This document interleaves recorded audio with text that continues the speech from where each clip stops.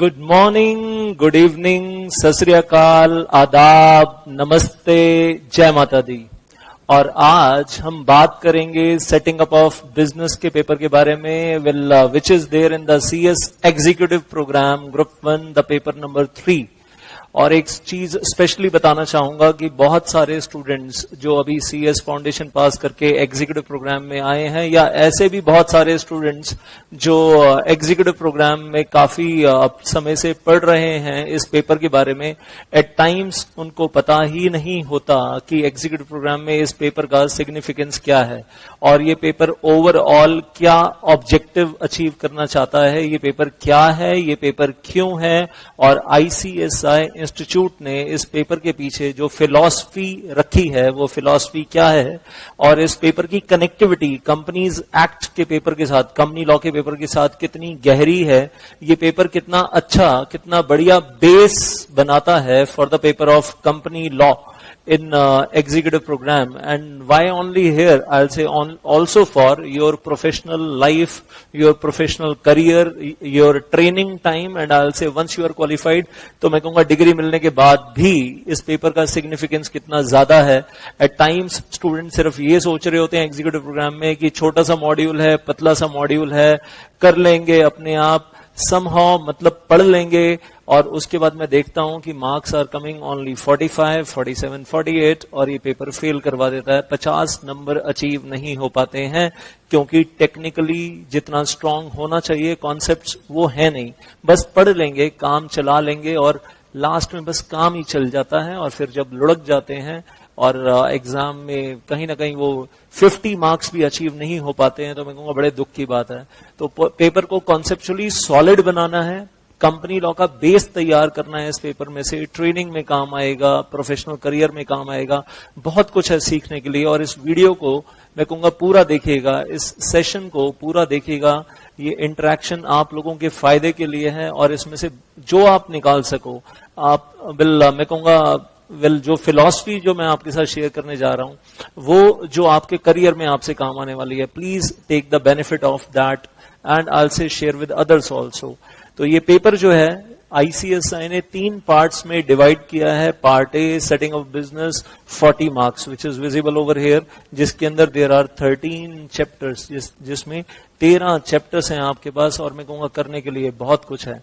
And then I'll say second part B, 35 marks, registration and licenses, compliances, part C, insolvency, bankruptcy code के बारे में है, और आग लगी हुई है हिंदुस्तान में insolvency bankruptcy code 2016 के बारे में, और बात करेंगे हम जेट एयरवेज के बारे में, we'll talk about, I'll say JP infrastructure, then Reliance communication, SR steel and lots of things।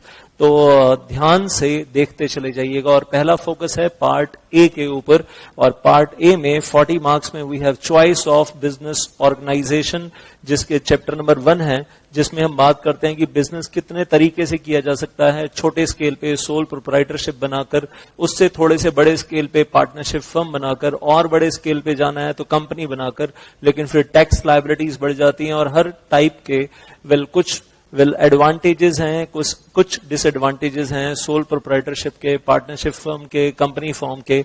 LLP बनाकर बिजनेस कर सकते हैं, कंपनी फॉर्म और एलएलपी फॉर्म में क्या डिफरेंस है, टैक्स लायबिलिटी कहाँ ज्यादा है कहाँ कम है, और कंपनी बनानी है तो क्या ओपीसी कंपनी भी बना सकते हैं, 1% कंपनी, और टैक्स लायबिलिटी का क्या रहेगा उसके अंदर, एचयूएफ फॉर्म में बिजनेस किया जा सकता है।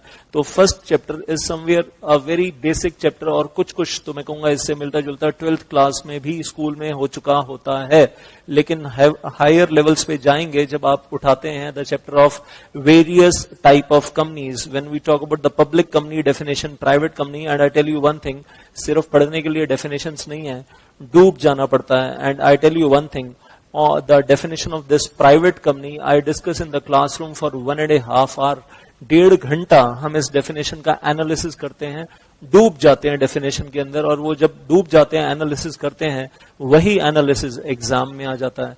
और आई विल से please watch my another video on the YouTube, private companies का डेफिनेशन का एनालिसिस 1.5 hour, 1.5 घंटा, और वो ऑलरेडी वीडियो मैंने यूट्यूब के ऊपर दिया हुआ है for the benefit of all students all over India, समझ में आएगा कि 1.5 घंटे में हम करते क्या हैं, एनालिसिस क्या होता है और उसी में से क्वेश्चंस कैसे निकल कर आते हैं एग्जामिनेशन हॉल में। पब्लिक कंपनी की डेफिनेशन है 1 आवर, 1 घंटा, 4 लाइन की डेफिनेशन के ऊपर 1 घंटा एनालिसिस कैसे करते हैं। Watch another video I will say on my YouTube channel over there. And then I'll say OPC की definition है government company. OPC we discuss near about for 1.5 hour with lots of examples also at the same time. And foreign company definition analysis. Holding company, subsidiary company 2 घंटे discuss करते हैं हम definition 2 hours. Associate company definition we discuss for 1 hour. एक definition आधे page की we discuss for 1 hour with lots of nitty-gritties. Small company की definition we keep on discussing for 35-40 minutes.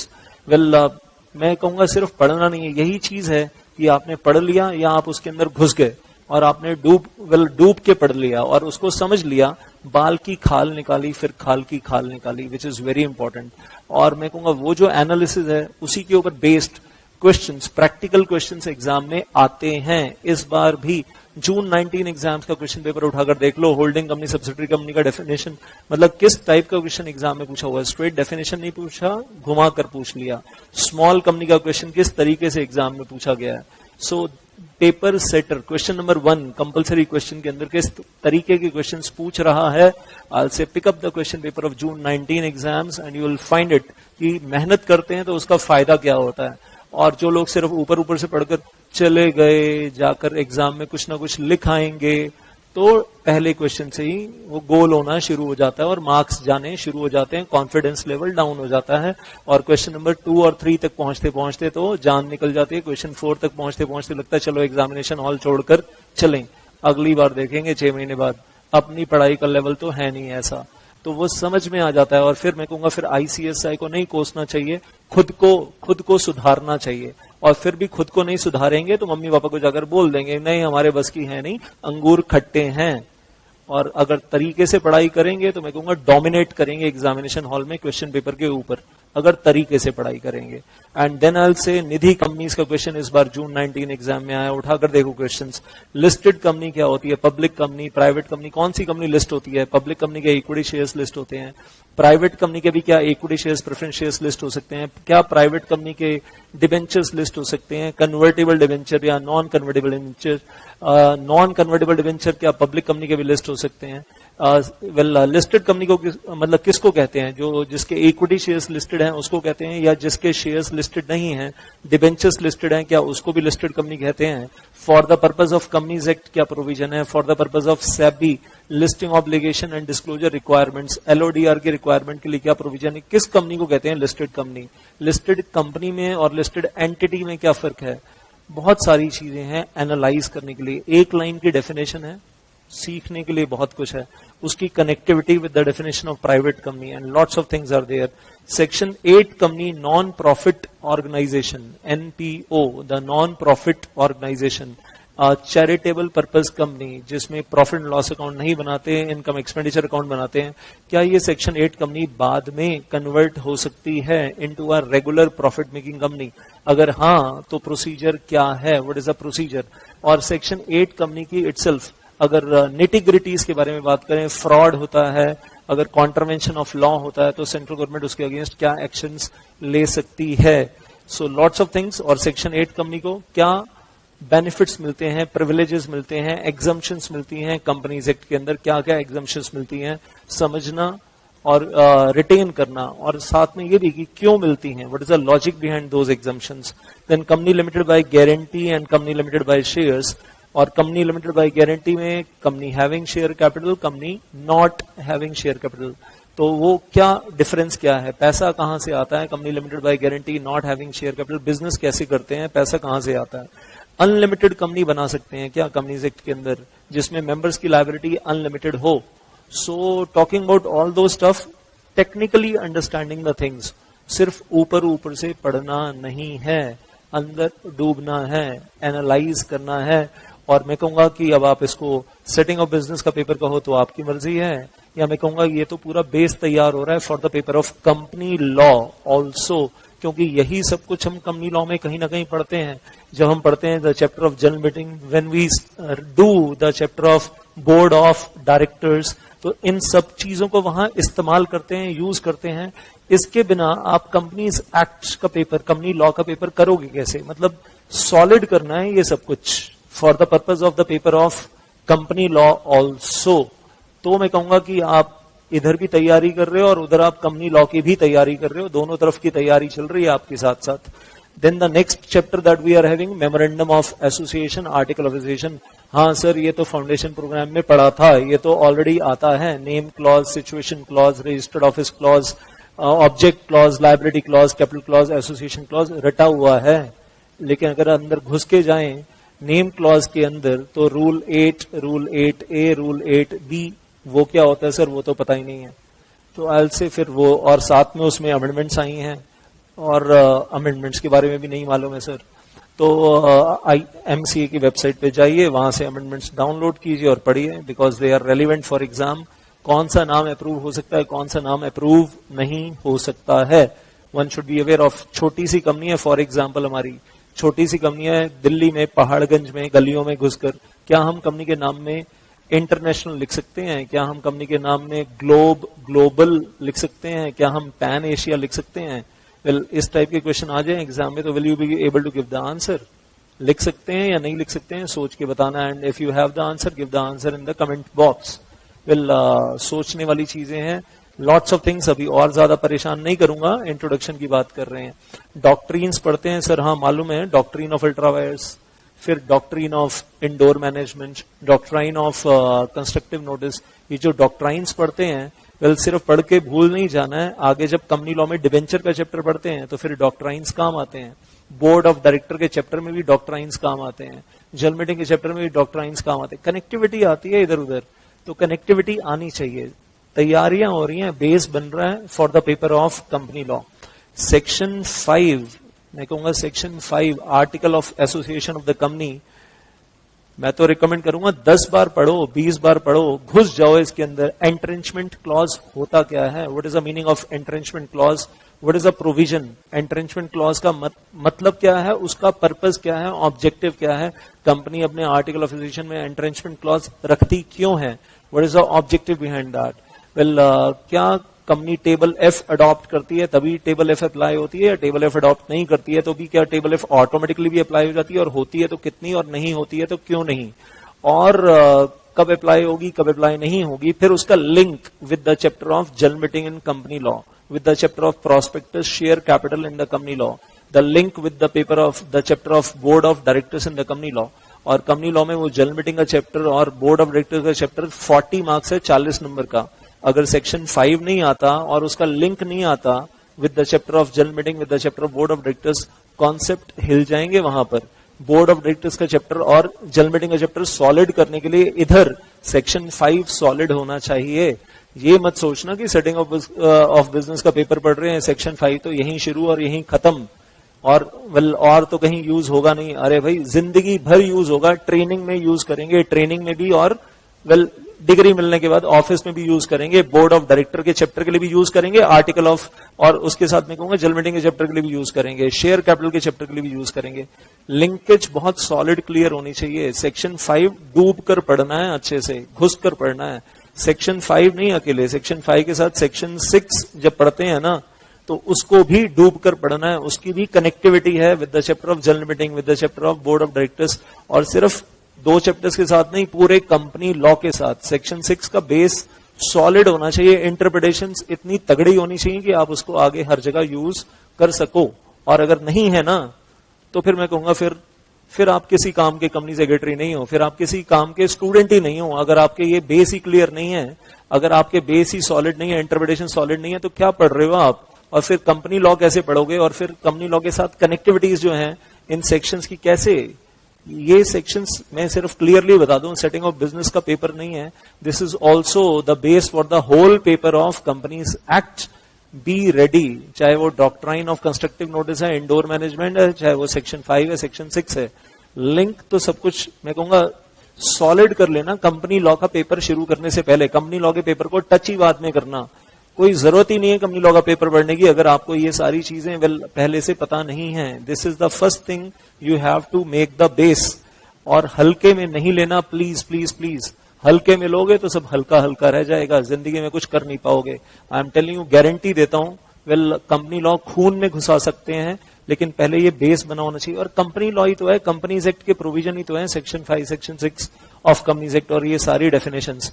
तो company law का paper पढ़ने से पहले ये सब कुछ पढ़ना, then get into the paper of company law. That is my request to all the students all over India. Formation and registration of company, incorporation of company, the procedure of incorporation of company. तो फिर से क्या है, base तैयार हो रहा है। Section, मैं कहूंगा इनकॉर्पोरेशन के प्रोसीजर में, इनकॉर्पोरेशन के रूल्स में 14-15 तो अमेंडमेंट्स आई हैं 2017, 2018 में, और 2019 की भी 4-5 अमेंडमेंट्स कर दूं, ऐड बीच में कर दूं, तो 17, 18, 19, 20 अमेंडमेंट आई हैं in the 3 years in the procedure of incorporation, in the, well, I'll say the incorporation rules 2014 basically। कभी वो फॉर्म एजाइल आ जाता है, अब नया फॉर्म आ गया जो पहले नहीं था। और मैं कहूंगा जिन्होंने जून 19 एग्जाम्स भी दिए होंगे उनको भी नहीं मालूम होगा। Now valid for applicable for December 19 exams. एक नया फॉर्म आ गया जो इनकॉर्पोरेशन के टाइम पे आपको फॉर्म INC 32 के साथ और स्पाइस फॉर्म के साथ कहना चाहिए कि आपको साथ में अटैचमेंट में जाना है। वेल, एक्टिव फॉर्म, ये तो आई होप सुना होगा, कुछ टाइम से चल रहा है। फॉर्म एक्टिव आ गया, फॉर्म INC 32 स्पाइस फॉर्म के साथ कुछ और अटैचमेंट्स आ गई हैं। Regulatory approvals, well, in principle regulatory approvals attach होकर जाने, जो कि पहले सिस्टम नहीं था। Now they have made it very clear. Then I will say INC 20A form आ गया सेक्शन 10A के साथ। अमेंडमेंट्स होती चली जा रही हैं, तो one has to be very very updated well regarding these amendments. And I tell you one thing, well, we do lots of hard work on these amendments in the class। मजा आता है कि हमने सारी अमेंडमेंट्स जो है वो कर ली हैं, अपडेशंस कर लिए हैं, हमें वो सब कुछ मालूम है जो ऑल ओवर इंडिया बाकी स्टूडेंट्स को नहीं मालूम है। तो one has to be really really really updated about all this. और मैं कहूंगा हर कंपनी सेक्रेटरी को, हर क्वालिफाइड कंपनी सेक्रेटरी को कंपनी बनानी तो आनी चाहिए as per the latest norms. तो हर स्टूडेंट से रिक्वेस्ट है, हर स्टूडेंट से, कि ये norms, incorporation norms, incorporation rules तो हर वक्त अपडेटेड होने चाहिए। रन फैसिलिटी यूज करनी आनी चाहिए। We do that in the class on the, I will say on the projector, on the laptop. Run facility use करनी आनी चाहिए। MC के ऊपर लॉगिन में जाकर फिर रन फैसिलिटी यूज करना, फिर ये देखना कि नेम रिजर्वेशन के लिए कैसे अप्लाई करते हैं, रिजर्व यूनिक नेम, और फिर उसका SRN नंबर जनरेट होता है, उसको यूज करते हैं फॉर्म INC 32 के अंदर। ये चीजें कई बार मैं कहूंगा ICSI की बुक में भी मिस हो जाती हैं, मॉड्यूल में भी मिस हो जाती हैं, लेकिन प्रैक्टिकली वो सारी चीजें जब आंखों से देखते हैं कि ओहो ये रन फैसिलिटी को यूज किया, तो लगता है कि yes, we are doing the course of CS and we are getting ready for our training also, we are getting ready for future also at the same time। तो मैं कहूंगा solid तैयारी करनी है, और याद रखिएगा क्या कर रहे हैं और क्यों कर रहे हैं। तो दो बातें हैं, ICSI चाहता है कि हर स्टूडेंट को पता होना चाहिए how to incorporate the company, और हर स्टूडेंट को ट्रेनिंग में भी मैं कहूंगा कंपनी बनाने की कोशिश करनी चाहिए। तो क्यों कर रहे हैं, मैं कहूंगा रीजन यही है कि ट्रेनिंग में भी और प्रोफेशनल करियर में भी ये सारे काम करने हैं, plus eight the same time company law के पेपर का बेस बना रहे हैं यहाँ पर। तो this is why it is very important. And I will से टाइप ऑफ कंपनीज के चैप्टर की बात करूं, अब आप उसको कंपनी लॉ कहना चाहो, कंपनी लॉ कह लो, कंपनीज एक्ट 2013 का ही पार्ट है। Examination weightage 20 marks in June 19 exams, 20 number का एक चैप्टर आता है in the June 19 exams. Types of companies, ये 40 नंबर में से 20 नंबर सिर्फ और सिर्फ टाइप ऑफ कंपनीज के ऊपर, and various type of companies के ऊपर अलग अलग टाइप के questions, practical questions, straight question नहीं आए, प्रैक्टिकल क्वेश्चंस बना कर दिए। और उसका सॉल्यूशन मांगा कि बताओ अगर कहानी को ऐसे घुमा दिया जाए तो उसका सॉल्यूशन क्या है। तो जून 19 question paper is an eye opener कि पेपर सेटर का माइंडसेट क्या है, वो हम लोगों से चाहता क्या है। बी रेडी अकॉर्डिंगली, अपनी तरफ से कोई लैकुना ना रह जाए, और रह गया और फिर एग्जामिनेशन हॉल में जाकर बैठे और क्वेश्चन पेपर देखकर तोते उड़े हुए हैं, कोई फायदा नहीं है। एग्जामिनेशन हॉल से बाहर निकला है रोते हुए, आंखों में आंसू लेकर, कोई फायदा नहीं है। Be ready with the analytical things. And then I'll say alteration in the memorandum of association, article association, a very, very important chapter, the next one that we are having. Well, for the day-to-day life of a company secretary, मैं तो कहूँगा qualified company secretaries की भी life में day-to-day use है। और students को तो मैं request करूँगा कि be very strong in this, क्योंकि आने वाले टाइम में कभी कंपनी का नाम चेंज होगा, कभी रजिस्टर्ड ऑफिस शिफ्ट होगा, और कभी ऑब्जेक्ट क्लॉज चेंज कर रहे हैं, या कभी कैपिटल क्लॉज चेंज कर रहे हैं, ऑथराइज्ड कैपिटल बढ़ा रहे हैं कंपनी की, कंसोलिडेशन ऑफ शेयर्स कर रहे हैं, well reduction of share capital कर रहे हैं, तो one has to be very very clear about this. Section 14 well बात करते हैं ऑल्टरेशन ऑफ आर्टिकल्स के बारे में, तो सेक्शन 14 में अभी अमेंडमेंट हुई है। वेल उसके साथ जो जुड़ा हुआ एक नया रूल 41 आ गया है। जब हम पब्लिक कंपनी को प्राइवेट कंपनी में कन्वर्ट करते हैं तो उसका नया प्रोसीजर आ गया रूल नंबर 41 में। Well one has to be updated about all these things, and उसके साथ कुछ नए फॉर्म्स भी आ गए हैं। तो मैं कहूंगा हमारी जिंदगी में ये चीज बहुत इंपॉर्टेंट है कि हम हमेशा अपने आप को अपडेट करते रहें, अमेंडमेंट्स साथ में तैयार करते रहें। और एक चीज मैं और भी बता दूं, well I am going to be very regular on the YouTube with the amendments in the Companies Act, so that the students all over India are always well updated। और मैं तो कहूंगा कि हर स्टूडेंट का कर्तव्य है अपने आप को हमेशा अपडेट करते रहना for coming exams, and not only for exams, for your I will से professional career also eight the same time. तो सब कुछ क्या है, कंपनी लॉ के पेपर का बेस यहां से तैयार होता है। मैं फिर बोलूंगा, सबको बोलूंगा कि पहले ये सब कुछ पढ़ो, बाद में कंपनी लॉ का पेपर टच करो, और ऐसे मानो कि आप कंपनी लॉ के पेपर का बेस बना रहे हो, तैयारी तो उसी की कर रहे हो आप। और इसको किए बिना अगर आप कंपनी लॉ के पेपर में जंप करोगे, पता नहीं हवा में क्या पढ़ोगे, जब आपको यही नहीं मालूम कि कंपनीज कितने तरीके की होती हैं, लिस्टेड कंपनी क्या होती है। वेल जब बेसिक्स ही क्लियर नहीं है तो how will you get into the paper of company law. And then I will say limited liability partnership को मैं बोलता हूँ कंपनी लॉ का ही फिर वो सौतेला भाई है या सगा भाई है, मतलब younger brother of companies act. और इसके अंदर भी हम क्या पढ़ रहे हैं, formation of एलएलपीज, limited liability partnerships. कौन सी एलएलपीज का ऑडिट होता है, कौन सी एलएलपीज को ऑडिट करवाना पड़ता है, टैक्स लायबिलिटीज क्या रहती हैं एलएलपी की in comparison with the companies, foreign investment, बाहर से फॉरेन इन्वेस्टर की इन्वेस्टमेंट एलएलपीज में अगर आती हैं तो उसके लिए प्री कंडीशंस क्या हैं, कौन सी एलएलपीज में आएंगी, कौन सी एलएलपीज में नहीं आएंगी, और जिन एलएलपीज में आएंगी उसके लिए प्री कंडीशन क्या है। तो डॉलर तो चाहिए, यूरो तो चाहिए, और फॉरेन इन्वेस्टर्स इंडिया में पैसा लगा रहे हैं, तो विल टॉक अबाउट कि फॉरेन इन्वेस्टमेंट्स कहाँ अलाउड हैं एलएलपीज में और कहाँ अलाउड नहीं है। और इसके बाद मैं जंप करूंगा सीधा चैप्टर नंबर 13 की तरफ, the serial number 13 on the bottom, the conversion of existing business entities, जो कैसे कन्वर्ट करते हैं। और इस चैप्टर के अंदर हम कन्वर्जन की बात करेंगे, प्राइवेट कंपनी को पब्लिक कंपनी में कन्वर्ट करना है या पब्लिक कंपनी को प्राइवेट कंपनी में कन्वर्ट करना है, तो उसका पूरा फुल डिटेल्ड प्रोसीजर क्या है। उसके बाद प्राइवेट कंपनी को अगर 1% कंपनी में कन्वर्ट करना है या 1% कंपनी को प्राइवेट कंपनी में कन्वर्ट करना है ओपीसी में, तो उसका डिटेल्ड प्रोसीजर क्या है। Section 8 company non profit organization जो है उसको कन्वर्ट करना है नॉर्मल कंपनी में, which is regular profit making company, तो उसका प्रोसीजर क्या है। लिमिटेड लायबिलिटी पार्टनरशिप को कन्वर्ट करना है कंपनी में, या कंपनी को कन्वर्ट करना है लिमिटेड लायबिलिटी पार्टनरशिप में, तो उसका प्रोसीजर क्या है, एटसेट्रा एटसेट्रा एटसेट्रा से। तो और बहुत सारी चीजें हैं करने के लिए। क्या समझ में आ रहा है इस सब कुछ को देखकर कि ये जो पार्ट ए 40 मार्क्स है, इसमें बहुत कुछ है जो कंपनीज एक्ट है या कंपनीज एक्ट का बेस बन रहा है।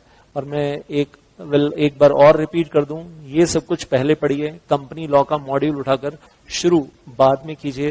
पहले ये चैप्टर जो आपके सामने स्क्रीन पे नजर आ रहे हैं, ये सब कुछ पहले खत्म कर लेना चाहिए। This is very very important.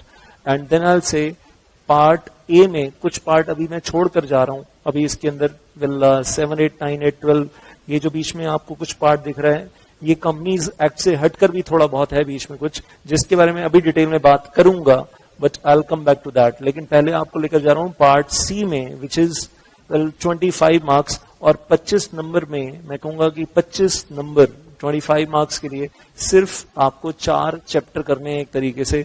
लेकिन इन 4 चैप्टर्स में भी मैं कहूंगा सिग्निफिकेंस है, इंपॉर्टेंस है, प्रैक्टिकल प्रोफेशनल इंपॉर्टेंस है। डॉर्मेंट कंपनीज के बारे में बात करते हैं। हिंदुस्तान में तो हम कहते हैं कुछ कंपनीज डॉर्मेंट कंपनीज होती हैं, बाय बर्थ स्लीपिंग मोड में बनाई जाती हैं, एक एसेट लैंड होल्ड करने के लिए 5 साल तक कोई बिजनेस एक्टिविटी नहीं करती हैं। सोच लिया जाता है, सोच के बनाई जाती है, पहले 5 साल कोई बिजनेस एक्टिविटी नहीं करेंगे, लेकिन 5 साल खत्म होने से पहले पहले उस कंपनी को एक्टिव कंपनी में कन्वर्ट करवाना होता है, मैंडेटरी होता है, नहीं तो आरओसी स्ट्राइक ऑफ कर देता है from the register of companies, company की डेथ हो जाती है। 5 साल के अंदर एक्टिव बनाना कंपलसरी है। कुछ कंपनीज पैदा तो एक्टिव होती हैं लेकिन बाद में इनएक्टिव हो जाती हैं। इनएक्टिव कंपनी क्या होती है उसके बारे में बात करते हैं हम चैप्टर के अंदर। और इनएक्टिव कंपनी भी डॉर्मेंट कंपनी का स्टेटस मांग सकती है। फॉर्म MSC 1 में एप्लीकेशन फाइल की जाती है, डॉर्मेंट कंपनी का स्टेटस मांगा जाता है। लेकिन डू रिमेंबर डॉर्मेंट कंपनी को with in less than 5 years अपने आप को वापस एक्टिव कंपनी में कन्वर्ट करना होता है, बिजनेस शुरू करना होता है, दैट इज रिक्वायर्ड। इस बार मैं कहूंगा जून 19 एग्जाम में the question came, June 19 exams की बात कर रहा हूं, the question came for 7 marks from dormant companies. कौन सी कंपनीज डॉर्मेंट कंपनीज में कन्वर्ट नहीं करवा सकती हैं अपने आप को, वो भी इंपॉर्टेंट टॉपिक है। रिस्ट्रिक्टेड आइटम्स हैं, रिस्ट्रिक्टेड कंपनीज हैं जो अपने आप को डॉर्मेंट कंपनीज में कन्वर्ट नहीं करवा सकती हैं। तो very important topic I will से एग्जामिनेशन वाइज। छोटा टॉपिक है, आसान टॉपिक है, लेकिन कंपनीज एक्ट 2013 में से आता है, तो this also belongs to Companies Act. Then striking of the name of the company and the name of the LLP, section 248 of Companies Act 2013. फिर से लिंक कहाँ आ रहा है, Companies Act। और आरओसी कंपनी के पास, जब भी आरओसी को लगता है रजिस्ट्रार ऑफ कंपनीज को कि शायद ये कंपनी एग्जिस्टेंस में नहीं है, शायद इस कंपनी के पास कोई एसेट नहीं है, लायबिलिटी नहीं है, कोई बिजनेस एक्टिविटी नहीं है, तो आरओसी एक लव लेटर भेजता है कंपनी को और पूछता है कहाँ हो, और इंतजार करता है फॉर 30 days। अगर कोई रिस्पॉन्स नहीं आता तो उठाकर कंपनी का नाम स्ट्राइक ऑफ कर देता है from the register of companies, और मान लिया जाता है कि कंपनी डिसॉल्व हो गई, कंपनी की डेथ हो गई। तो स्ट्राइकिंग ऑफ द प्रोसीजर का प्रोसीजर है। और मैं कहूंगा कौन सी कंपनी स्ट्राइक ऑफ नहीं हो सकती हैं उसकी भी लिस्ट है, and lots of technicalities in this. लेकिन एट द सेम टाइम मैं कहूंगा एक बड़ा बॉम्ब ब्लास्ट हुआ सेक्शन 248 की वजह से कॉर्पोरेट सेक्टर में इन सितंबर 2017, और उसके बाद भी एक बड़ा बॉम्ब ब्लास्ट हुआ जिसमें कुछ अप्रोक्सीमेटली 2,25,000 कंपनीज को स्ट्राइक ऑफ कर दिया गया इन सितंबर 2017। तो धमाका हुआ, न्यूक्लियर बॉम्ब फटा कॉर्पोरेट सेक्टर के अंदर, और बहुत सारी पेपर कंपनीज जिनको हम बोलते हैं बबल, उनको स्ट्राइक ऑफ कर दिया गया। और उसके बाद अब टाइम टू टाइम ये धमाके होते रहते हैं, चलते रहते हैं, और कॉर्पोरेट सेक्टर के लिए बहुत स्ट्रिक्टनेस बढ़ गई है बिकॉज ऑफ सेक्शन 248। और उसके बाद फिर फॉर्म एक्टिव आ गया, जो कंपनी फॉर्म एक्टिव फाइल नहीं कर रही है उसको इनएक्टिव कंपनी का स्टेटस दिया जा रहा है। अब लॉ मेकर की स्ट्रिक्टनेस बढ़ती चली जा रही है। अगर इसको सिर्फ बुक्स की तरह पढ़ेंगे तो ऐसा लगेगा कि it is only bookish language. अगर इसको आसपास जो हमारे हो रहा है उसके साथ कनेक्ट करके पढ़ेंगे कि पहले क्या हुआ इंडिया में, फिर क्या हुआ, और लॉ मेकर किस तरीके से स्ट्रिक्टनेस बढ़ाता जा रहा है, मिनिस्ट्री ऑफ कॉर्पोरेट अफेयर्स किस तरीके से स्ट्रिक्टनेस बढ़ाता जा रहा है, पढ़ने का मजा कुछ और ही आता है अगर उसको प्रैक्टिकल लाइफ के साथ कनेक्ट करके पढ़ते हैं। अगर हमें ये चीजें पता होती है कि हिंदुस्तान में हमारे आसपास चल क्या रहा है और इन सेक्शंस का यूज कहाँ हो रहा है। अनफॉर्चुनेटली ये चीजें कहीं ना कहीं ICSI मॉड्यूल में हम मिस करते हैं। लेकिन मैं कहूंगा कि क्लासरूम में हम सब कुछ डिस्कस करते हैं कि पहले क्या हुआ, फिर क्या हुआ, और कब ये 248 पहली बार ग्रैंड लेवल पे, मेगा लेवल पे यूज हुआ, उसके बाद कब फॉर्म एक्टिव आया, आजकल क्या चल रहा है, जून 2019 में क्या चल रहा है, और बहुत सारी चीजें हैं डिस्कस करने के लिए। तो we keep on connecting all the things. कुछ चीजें मैं कहूंगा कि इस पेपर में से आती हैं, सेटिंग ऑफ बिजनेस के पेपर में से कुछ चीजें हम लेकर आते हैं कंपनी लॉ के पेपर में से। फॉर एग्जाम्पल हम यहाँ पर सेक्शन 164 सबसेक्शन 2 रेफर करते हैं times, the disqualification of board of directors. और जब सेक्शन 248 का धमाका हुआ था उसी के साथ साथ डायरेक्टर्स को डिस्क्वालीफाई करने के लिए भी सेक्शन 164 सबसेक्शन 2 का धमाका हुआ था। We do that in the chapter of board of directors. तो कहीं ना कहीं देखते हैं कि कुछ चीजें सेटिंग ऑफ बिजनेस के पेपर में से, कुछ चीजें कंपनी लॉ के पेपर में से कोरिलेशन बनता है। और 3 lakh directors 3 lakh directors all over India were disqualified in section 164 subsection 2। फिर हम दोनों तरफ लिंकेज निकाल रहे होते हैं कि 248 में क्या हुआ, 164 सबसेक्शन 2 में क्या हुआ, दोनों आसपास हुए, कहीं कहीं क्या कोई कोरिलेशन बैठ रहा है क्या। और फिर प्रैक्टिकल लाइफ में क्या चल रहा था, कॉर्पोरेट सेक्टर में क्या चल रहा था 2017 में, 2018 में, अभी आजकल 2019 में क्या चल रहा है, और उसका आगे इम्पैक्ट, फार रीचिंग इम्पैक्ट क्या रहने वाला है। ये सारी बातें करते हैं तो पढ़ने का मजा दुगना हो जाता है, क्योंकि प्रैक्टिकल सिग्निफिकेंस समझ में आता है। देन मूविंग ऑन फर्दर, और मैं कहूंगा कि जो नेक्स्ट चैप्टर है हमारे पास इंसॉल्वेंसी रेजोल्यूशन प्रोसेस का, जिसको हम बोलते हैं CIRP, corporate insolvency resolution process. अगर कोई कंपनी इंसॉल्वेंट हो जाती है तो वो इंसॉल्वेंसी बैंकरप्सी कोड 2016 में चली जाती है, और इंसॉल्वेंसी बैंकरप्सी कोड में पहली कोशिश होती है कि उस कंपनी को इंसॉल्वेंसी से खींचकर बाहर निकालें, सॉल्वेंट बनाएं, और कोई फाइनेंशियली स्ट्रांग कंपनी आकर उस फाइनेंशियली इंसॉल्वेंट कंपनी का टेक ओवर कर ले, उसमें पैसा लगा दे, उसमें पैसा इन्वेस्ट करे, और वो कंपनी जो इंसॉल्वेंट है वो वाइंडिंग अप में जाने से बच जाए। तो उस प्रोसेस को लेकर जब हम बात करते हैं, उसका टेक्निकल प्रोसीजर है, सम 180 days initially, 90 days extension, total 270 days का प्रोसीजर है।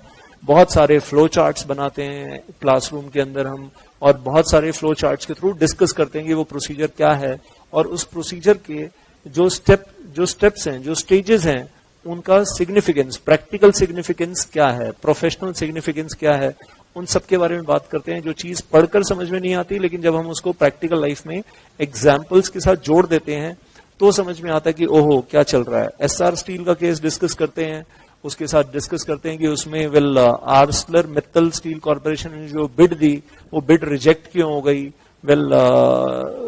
SR जो फैमिली है, रुइया फैमिली, उन्होंने जो बिड दी वो रिजेक्ट क्यों हो गई। आजकल क्या चल रहा है, नेशनल कंपनी लॉ ट्राइब्यूनल क्या कर रहा है, national company law appellate tribunal क्या कर रहा है, सुप्रीम कोर्ट ने क्या रोल प्ले किया। जब ये चीजें कनेक्टिविटी में आती हैं तो समझ में आता है कि जो हम पढ़ रहे हैं उसका लीगल सिग्निफिकेंस कितना बड़ा है। 45,000 करोड़ का डेट कंपनी लेकर बैठी है अप्रोक्सीमेटली, जो कंपनी ने रीपे नहीं किया है, तो मतलब बड़े लेवल के धमाके हो रहे हैं। जेपी इंफ्रास्ट्रक्चर, आम्रपाली बिल्डर्स, कुछ अप्रोक्सीमेटली 70,000 होम बायर्स का पैसा दबाकर बैठे हैं, और ना तो फ्लैट डिलीवर कर रहे हैं, ना पैसा रीपे कर रहे हैं, और होम बायर्स परेशान हैं। तो इंसॉल्वेंसी बैंकरप्सी कोड में अमेंडमेंट्स होती हैं होम बायर्स को प्रोटेक्ट करने के लिए, और उससे भी काम नहीं चल रहा तो सुप्रीम कोर्ट ऑफ इंडिया बार बार बोल रहा है कि हम बैठे हैं और हम हर हाल में होम बायर्स को प्रोटेक्ट करेंगे। तो क्या अमेंडमेंट हुई इंसॉल्वेंसी बैंकरप्सी कोड में होम बायर्स को प्रोटेक्ट करने के लिए, और आगे फ्यूचर में होने क्या वाला है। तो होम बायर्स को उनका फ्लैट मिलेगा या नहीं मिलेगा, या परेशान होते रहेंगे और सड़क पे बैठे रहेंगे। उनका जो पैसा अटका हुआ है उस पैसे का क्या हो रहा है। और थोड़ा बहुत नहीं, कुछ 1,000 करोड़ रुपए की बात होती है। जब हम बात करते हैं जेपी इंफ्रा में तो 24,000 करोड़ का अमाउंट आ जाता है। जब आम्रपाली में बात करते हैं then we talk about once again कुछ 40,000 करोड़ के आसपास का अमाउंट आ जाता है। फिर पता चलता है कि आम्रपाली बिल्डर्स के जो बोर्ड ऑफ डायरेक्टर्स हैं उनको जेल हो गई है, और पता चलता है फोरेंसिक ऑडिट रिपोर्ट आई है जिसमें एक पियोन को, एक छोटे से एम्प्लॉय को 170 करोड़ पर एनम की सैलरी दे रहे थे। तो ऐसी ऐसी चीजें निकल कर आ रही हैं। तो we talk about all that. Jet Airways तो 17 अप्रैल 2019 उड़ना बंद हो गई है, फ्लाइट क्रैश हो गई है। आजकल इसको बचाने की कोशिशें चल रही हैं, वही प्रोसेस चल रहा है। और एतिहाद और हिंदुजाज टेक ओवर करने की बात कर रहे हैं कि हम टेक ओवर कर लेते हैं। और जेट एयरवेज का share, market price of the share जो किसी जमाने में 1,440 रुपए पर शेयर था, वो नीचे गिरकर 30 रुपीज पर शेयर तक नीचे आ जाता है, फिर थोड़ा सा ऊपर उठ जाता है। तो we talk about all these things around in the classroom. And Reliance Com, तो अनिल धीरूभाई अंबानी ग्रुप वाट लगी हुई है। फिर से वही बातें हो रही कि शायद कोई आएगा, बचा लेगा, टेक ओवर कर लेगा। शायद रिलायंस जियो आ जाए टेक ओवर करने के लिए, शायद। तो बातें तो बहुत सारी चलती रहती हैं, लेकिन देखते हैं फ्यूचर में क्या होता है। तो इस प्रोसेस के बारे में प्रैक्टिकल, जब हम CIRP प्रोसेस पढ़ रहे होते हैं और साथ में प्रैक्टिकल एग्जाम्पल्स के साथ डिस्कस कर रहे होते हैं, पढ़ने का मजा कुछ और आता है। और फिर सबसे इंपॉर्टेंट बात, इस सब के बीच में प्रैक्टिसिंग कंपनी सेक्रेटरी का रोल क्या है, प्रैक्टिसिंग कंपनी सेक्रेटरी के फंक्शंस क्या हैं as resolution professional, as interim resolution professional and as resolution professional practising company secretary क्या क्या रोल प्ले करता है, और ऑब्वियसली फिर उसकी प्रोफेशनल फीस भी मिलती है, लेकिन रिस्पॉन्सिबिलिटीज क्या क्या हैं जो उठानी पड़ती हैं, तो सबके बारे में डिटेल में बात होती है। And we really find it interesting कि हमारी प्रोफेशनल लाइफ के लिए कितना इंपॉर्टेंट है। और एक चीज बता दूं यहां पर, at the same time CS professional programme में ये इंसॉल्वेंसी बैंकरप्सी कोड 150 मार्क्स का है, 150 नंबर का। एक तो वो कॉर्पोरेट रिस्ट्रक्चरिंग के पेपर में 50 नंबर का है, इंसॉल्वेंसी बैंकरप्सी कोड का जो पोर्शन है, और फिर एक प्रोफेशनल प्रोग्राम ग्रुप 3 में 100 नंबर का पूरा पेपर ही है इंसॉल्वेंसी बैंकरप्सी कोड के ऊपर। 100 मार्क्स पेपर है, जो सिलेक्टिव पेपर है, आप लेना चाहो तो लो, नहीं लेना चाहो तो ना लो, लेकिन मैं तो सबको बोलता हूं कि वही पेपर जरूर लेना। इंडिया में मोस्ट हैपनिंग लॉ आज की तारीख में इंसॉल्वेंसी बैंकरप्सी कोड है। 12 लाख करोड़ से भी ज्यादा, मे बी 12.5 लाख करोड़ या शायद इससे भी ज्यादा के डेट्स रिकवर नहीं हो रहे हैं। नॉन परफॉर्मिंग एसेट्स बोलते हैं एनपीएस, और लेंडिंग बैंक्स का पैसा डूबा हुआ है। येस बैंक हो या स्टेट बैंक ऑफ इंडिया हो, आज से पंजाब नेशनल बैंक हो, तो सबका पैसा डूबा हुआ है, बहुत पैसा डूबा हुआ है, अटका हुआ है, और सारे बैंक्स अपना लोन रिकवर करने की कोशिश कर रहे हैं, और सब लोग NCLT national company law tribunal के दरवाजे पे पहुंचे हुए हैं, एप्लीकेशंस फाइल कर रहे हैं। तो मैं कहूंगा professionally speaking practising company secretaries के पास बहुत सारे केसेस हैं हैंडल करने के लिए, लॉ फर्म्स के पास बहुत सारे केसेस हैं, बिग 4 सीए फर्म्स के पास केसेस हैं, तो सीखने के लिए बहुत कुछ है। और बेस तैयार हो रहा है कहां? कंपनी लॉ के पेपर के साथ तो कनेक्टिविटी है ही, सीएस प्रोफेशनल प्रोग्राम के लिए बेस तैयार हो रहा है। दम लगाकर पढ़ना है, कॉन्सेप्ट्स को, चार्ट्स को समझना है, और प्रैक्टिकली आसपास क्या हो रहा है उसके साथ को रिलेट करके पढ़ना है, so that we are ready for the 150 marks in the CS professional program. And then I'll say, और बड़े बड़े केसेस हमारे आसपास हो रहे हैं। IL&FS, मतलब ये नाम तो लिए बिना आगे बढ़ ही नहीं सकते। Industrial leasing and financial services, 99,000 crore रुपए का डेट मार्केट से लिया हुआ, डिफॉल्ट किया, पैसा रिपे नहीं किया, कंपनी इंसॉल्वेंट हो जाती है, लेकिन इंसॉल्वेंसी बैंकरप्सी कोड में नहीं आ सकते हैं। उसका क्या रीजन है वो अभी नहीं बताऊंगा। इंसॉल्वेंसी बैंकरप्सी कोड में ये केस आ नहीं सकता। Dewan Housing Finance Limited, another big non-banking financial company becomes insolvent, a very big, और उसके अलावा और भी बहुत सारी non-banking financial companies हैं जो insolvent हो गई हैं, लेकिन they cannot come in the insolvency bankruptcy code। और कंपनीज एक्ट में कई जगह जा रहे हैं, ऑपरेशन मिसमैनेजमेंट के केसेस बन रहे हैं, और मिसमैनेजमेंट का केस बना रहे हैं कंपनीज एक्ट में, section 241 in the companies act, and going to the NCLT in the cases of mismanagement. But यहां क्यों नहीं आ सकते इंसॉल्वेंसी बैंकरप्सी कोड में, और कंपनीज एक्ट में क्यों जा रहे हैं? तो बात करते हैं उसके बारे में, डिटेल में बात करते हैं when we get into those chapters. आज नहीं, just taking the feel of the subject की सिग्निफिकेंस क्या है। मेहनत बहुत करनी है, दम बहुत लगाना है। लिक्विडेशन और वाइंडिंग अप के बारे में बात करते हैं, तो जो इंसॉल्वेंट कंपनी हम बचा नहीं पाते, कोशिश करने के बावजूद भी बचा नहीं पाते, और जो प्रोसेस है corporate insolvency resolution process, 270 days अगर वो फेल हो जाता है प्रोसेस, और एनसीएलटी गिव अप कर देता है, national company law tribunal give up कर देता है कि इस कंपनी का कुछ नहीं हो सकता, इसको हम बचा नहीं सकते, फिर वो इंसॉल्वेंट कंपनी वाइंडिंग अप में चली जाती है, और उसका liquidation process, winding up process शुरू हो जाता है। उसमें भी प्रैक्टिसिंग कंपनी सेक्रेटरी का क्या रोल है, we talk about that. And then I will say एक सॉल्वेंट कंपनी है जो इंसॉल्वेंट नहीं है। कंपनीज एक्ट में सॉल्वेंट कंपनीज को भी वाइंड अप करने के प्रोविजंस हैं, सेक्शन 271, 272 वगैरह के बारे में हम बात करते हैं, तो उसका भी प्रोसीजर है, थोड़ा थोड़ा अभी है, लेकिन बहुत ज्यादा सीएस प्रोफेशनल प्रोग्राम में है। Once again I will say, when you pick up the corporate restructuring paper in the CS professional programme, तो 50 नंबर का पूरा पार्ट ही है, IBC and winding up, we talk about all that detail. तो क्या सॉल्वेंट कंपनी भी जो सॉल्वेंट है, इंसॉल्वेंट नहीं है, क्या वाइंड अप हो सकती है? And the answer is yes. अगर उस कंपनी में फ्रॉड्स हो रहे हैं, या उस कंपनी में ऐसा कुछ हो रहा है which is against the safety and integrity of India, against the security of India, और भी ग्राउंड्स हैं, सेक्शन 270 ऑफ कंपनीज एक्ट जिसके बारे में बात करते हैं। लेकिन फिर से कहूंगा, लिंक कहां जा रहा है? कंपनीज एक्ट के साथ। तो क्या बोलूं, सेटिंग ऑफ बिजनेस का पेपर है या कंपनी लॉ का पेपर है? ऑलमोस्ट ये मानकर चलो 100 नंबर में से, 100 मार्क्स में से 50 नंबर कंपनीज एक्ट 2013 के साथ कहीं ना कहीं लिंक हो जाता है। Which was visible in the June 2019 question paper also, जो अब रिसेंट क्वेश्चन पेपर के बारे में बात कर रहा हूं। एंड देन आई विल से जो पार्ट ए में हमने छोड़ दिया है, जो पार्ट ए में वो कुछ पोर्शन के बारे में अभी बात करना चाहूंगा। Other forms of business organization को लेकर एक छोटा सा चैप्टर है, लेकिन वो वापस कनेक्ट हो जाता है चॉइस ऑफ बिजनेस ऑर्गेनाइजेशन के साथ, और ये पढ़ते हुए वही 12th क्लास की यादें ताजा हो जाती हैं। लेकिन इसमें अगर मैं आगे बढ़ता हूं तो इंस्टीट्यूशन नॉट फॉर प्रॉफिट में टेक्निकली सीखने के लिए कुछ चीजें मिलती हैं। सेक्शन 8 कंपनी की डिटेल काफी मिलती है, non profit organisation.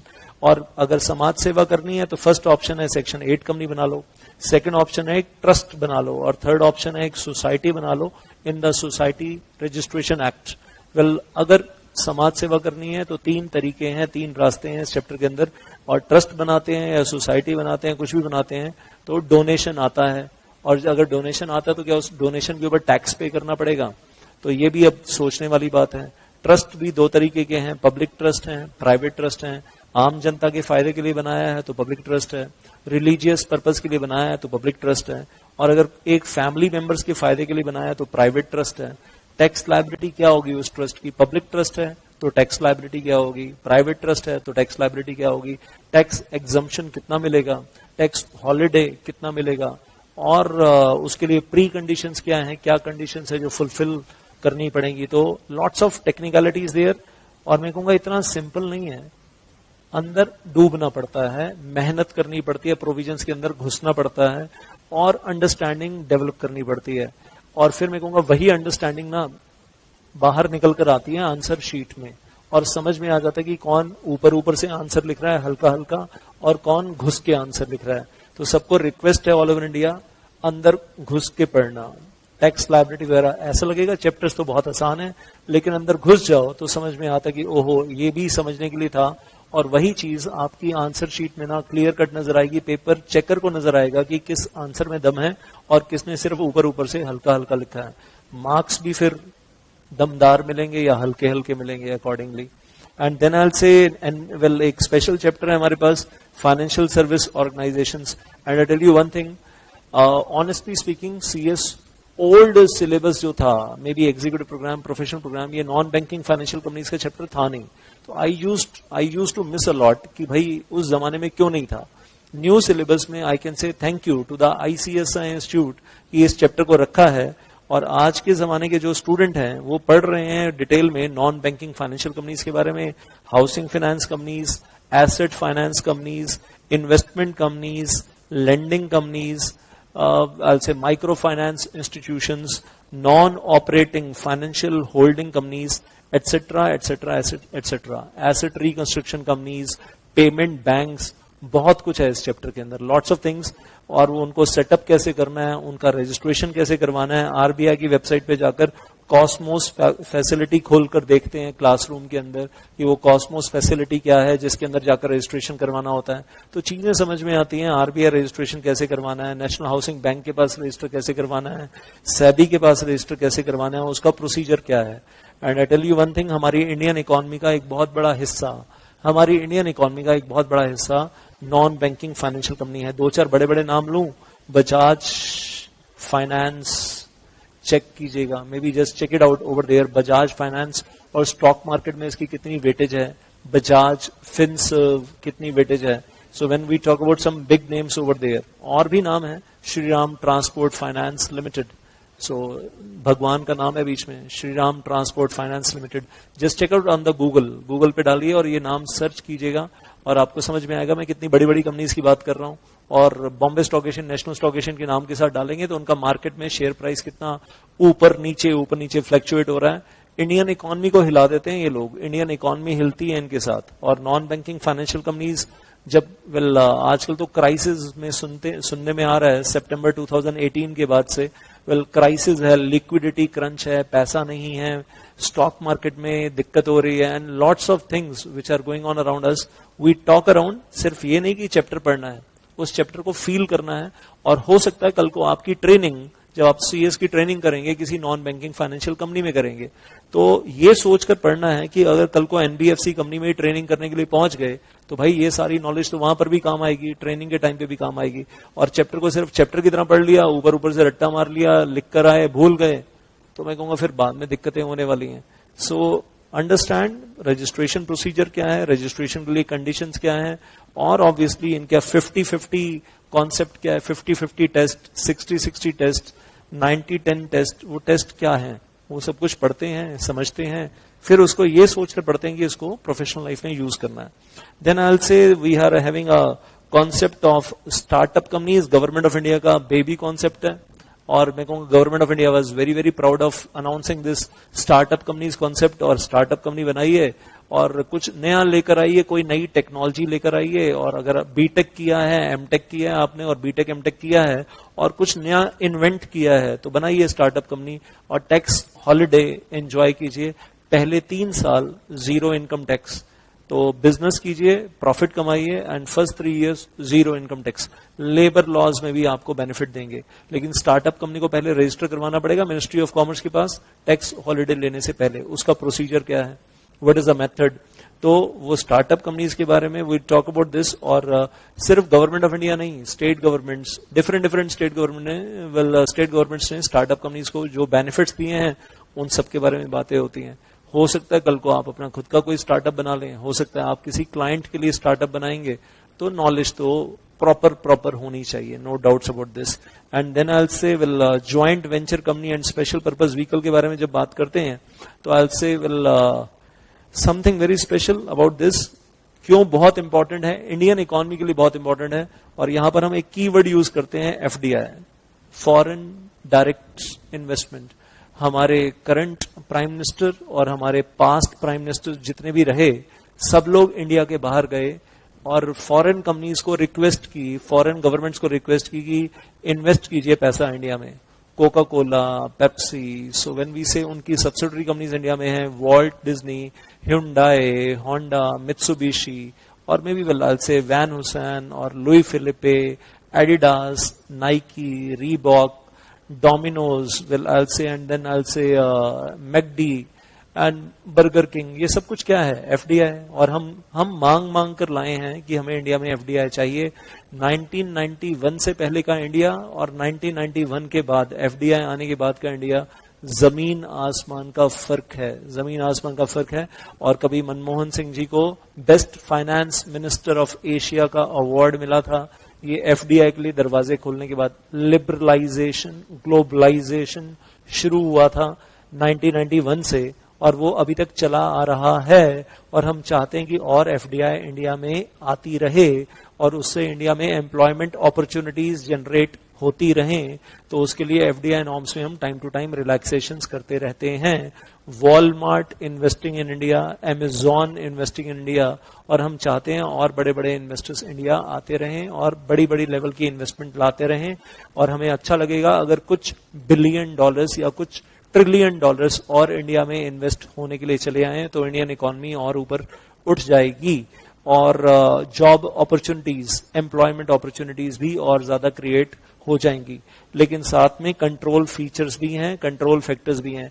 FDI norms हैं, पैसा इंडिया में आता है तो कौन सी कंडीशंस के साथ आता है, किन लिमिट्स, कौन सी लिमिटेशंस के साथ आता है। तो ब्लैक मनी नहीं चाहिए हमें, वी डोंट वांट कि बाहर से ब्लैक मनी इंडिया में आए और व्हाइट मनी में कन्वर्ट हो जाए, तो उसके ऊपर भी कंट्रोल फीचर होना चाहिए।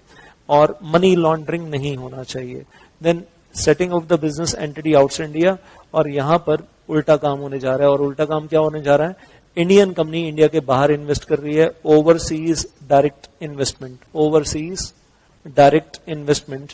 और एक इंडियन कंपनी इंडिया के बाहर कितना इन्वेस्ट कर सकती है, तो जो पुराना हिस्टोरिकल नॉर्म चला आ रहा है, वेल जो मिनिस्ट्री ऑफ फाइनेंस ने फैमा में फिक्स किया था कि एक इंडियन कंपनी अपनी बैलेंस शीट के हिसाब से अपनी नेटवर्थ कैलकुलेट कर ले और उसका 400% तक इंडिया के बाहर इन्वेस्ट कर सकती है, 400% ऑफ नेटवर्थ। लेकिन बाद में इसमें फिर कुछ कंडीशंस लगा दी, एनुअल इन्वेस्टमेंट कितनी इंडिया के बाहर कर सकते हैं पर एनम। अब उस डिटेल में अभी नहीं जाऊंगा सब कुछ, लेकिन ये दोनों बहुत इंपॉर्टेंट है इंडियन इकोनॉमी के लिए, क्योंकि एफडीआई में डॉलर्स, यूरोज इंडिया में आ रहे हैं और ओडीआई में इंडिया के बाहर जा रहे हैं, और इंडियन कंपनीज इंडिया के बाहर टेक ओवर कर रही हैं। जब मैं बात करता हूं ओवरसीज डायरेक्ट इन्वेस्टमेंट, तो कुछ बड़े बड़े टेक ओवर्स के बारे में बात कर लेते हैं। एयरटेल ने इंडिया के बाहर टेक ओवर किया, वेल साउथ अफ्रीका में जेन टेलीकॉम, तो भारतीय एयरटेल ने टेक ओवर किया।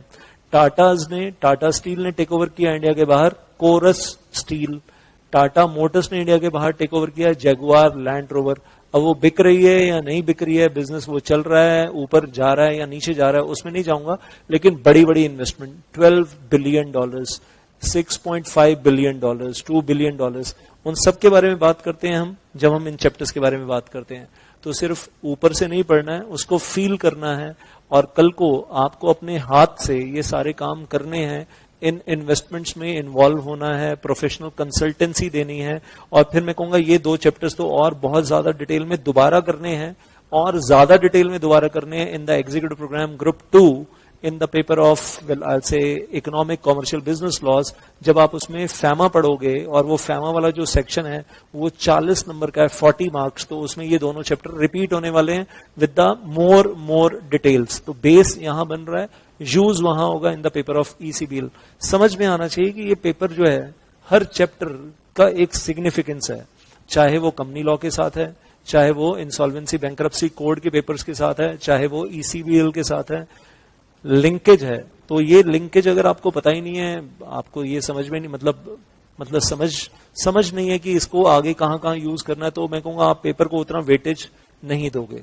और ये देखना कि मॉड्यूल तो पतला सा है, तो मैं कहूंगा ये तो बेवकूफी है। जितने भी पॉइंट्स आज मैंने बताए हैं, चाहे वो मैं बात कर रहा था सेक्शन 5, सेक्शन 6 के बारे में, चाहे मैं बात कर रहा था इंसॉल्वेंसी बैंक्रप्सी कोड के बारे में, हर चीज का ना एक बहुत प्रोफेशनल इंपॉर्टेंस है। अगर हम माने तो ये पेपर हमारी जिंदगी है, अगर ना माने तो सिर्फ एक पेपर है। कैसे लेना है ये आपको सोचना है। अगर इसको अपनी जिंदगी मान लेंगे तो ये पेपर है, कंपनी लॉ का पेपर है, खून में घुस जाने चाहिए। तो मैं कहूंगा मजा है फिर ये सोचकर पढ़ना है कि इसको ना सारी जिंदगी यूज करना है, इसको ट्रेनिंग में भी और इसको जॉब में भी घुस जाना चाहिए हमारे खून के अंदर। तो मैं कहूंगा तो मैं कहूंगा इन पेपर्स को पढ़ने का मजा है। एंड तो जो मैं कनेक्टिविटी बता रहा था कि ये आपके चैप्टर नंबर जो आपको दिख रहे हैं 1, 2, 3, 4, 5 और जो चैप्टर नंबर 13 दिख रहा है, this is purely the base to start the paper of company law. Company law का पेपर मैं फिर से कहूंगा बाद में टच करो, पहले जल्दी से जल्दी ये 5-6 चैप्टर खत्म कर लो, और जैसे ही ये 5-6 चैप्टर खत्म हो जाए तो फिर कंपनी लॉ उठा लो, फिर कंपनी लॉ पढ़ना शुरू कर दो। तो this is an important information which I wanted to share.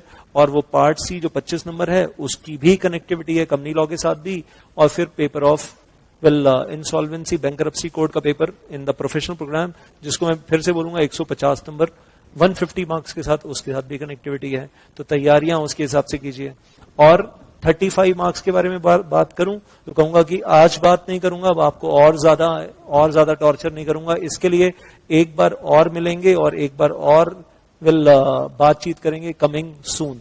So here I am signing off. और एक छोटी सी चीज बोलूंगा, जो भी कमेंट्स आप डालना चाहते हैं, कोई क्वेरीज हैं, कोई क्वेश्चंस हैं, तो put your comments, your queries in the comment box of this video and share the video with your friends for their maximum benefit. आपका भी फायदा हो, फ्रेंड्स का भी फायदा हो, और वो फील के साथ पढ़ना आना चाहिए। That is the message which I am trying to communicate कि कंपनी लॉ का पेपर और सेटिंग ऑफ बिजनेस का जो पेपर है, ये दोनों पेपर हमारी जिंदगी हैं। Basics of this CS profession, solid knowledge करनी है, एक्सपर्टीज चाहिए, professional expertise for the professional career. All the best for your future. जय माता दी।